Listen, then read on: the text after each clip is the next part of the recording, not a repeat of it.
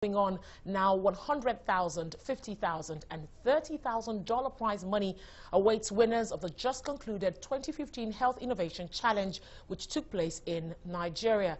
The program, aimed at promoting health innovation in Nigeria, saw over 1,000 innovators pitching ideas aimed at improving healthcare delivery. Well, Dr. Ritgak Tilley-Gyado, a lead strategist and curator at Nigeria Health Innovation Marketplace, tells us more. So the boot camp is a process we just concluded, 5 days full of business competencies, social innovation, entrepreneurship, skills, shared learning, dissemination, and so on. This was a mid-stage or mid-cycle of the Health Innovation Challenge process. What we did prior to the boot camp was to do some in-depth research. Who are the 42 shortlisted candidates? What are their competencies? What are their gaps?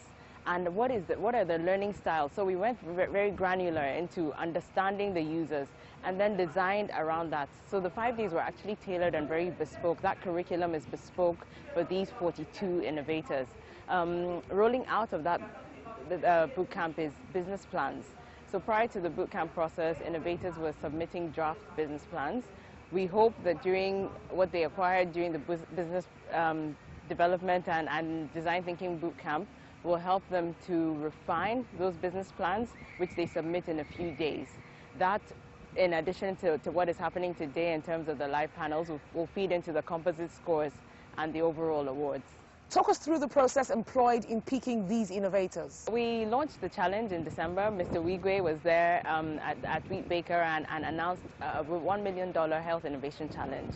What that meant was that all of the consultation we'd been doing with the government in the prior months in all of the geopolitical zones were going to be responded to by these innovators. So we had an online portal. There's a very transparent process. Innovations were uploaded there and blindly reviewed by expert panels from some of our partner organizations and technical support systems. So what happened was that first stage resulted in these 42 sort of emerging and coming out as shortlisted candidates for the challenge. It's one thing to have an idea and it's another thing to develop it. Now, are we looking at raw innovations here or raw ideas here rather, or has anything been done to fine-tune some of these ideas to enable them win this prize money? We have about 50 of them which have been piloted, which means that they have some sort of prototype or they are in the field right now testing, beta testing, and so on. We have about 30% of them which are ready to take the scale. So these are people, serial award winners, who are ready to take this to the next level in terms of geographical saturation or have innovated on top of their innovation. So finding a new model or an adaptation to their existing model. So and the last group is ideas. So we have a small subset that are ideas, and of course there is the back end of it, which is the rigor, the driver of the innovation, and also the rigor in the business planning process. So while we do have some innovations, we hope that the bootcamp process, some ideas in the innovations, we hope that the bootcamp process can sort of take them through that thinking end to end and what is executable. So while we don't know who will emerge, it is easier, we imagine, for an innovation that is close to the scale or about to scale to sort of clinch the awards. But hey, we'll see.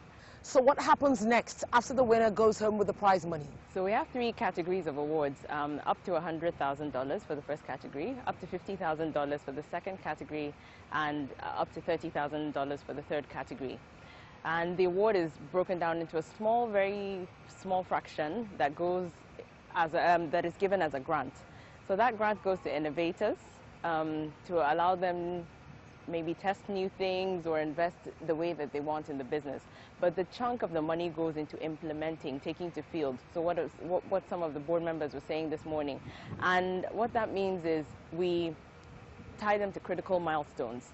So there are major things, outcomes that we want to see along the line, intermediary outcomes, and in the longer term, some high-level outcomes feeding into our own broader outcomes, which is saving the lives of women and children in Nigeria. So ultimately what will happen is that we will have an investment unit, a certain amount based on expert reviews of the business plans, and then further disbursements will be triggered by the outcomes achieved for that period of time. So most innovations are proposing to test or beta test over 12 to 18 month period. So we look forward to that. Well, Dr. Ritgak Tilley-Gyado, the lead strategist and curator at Nigeria Health Innovation Marketplace there.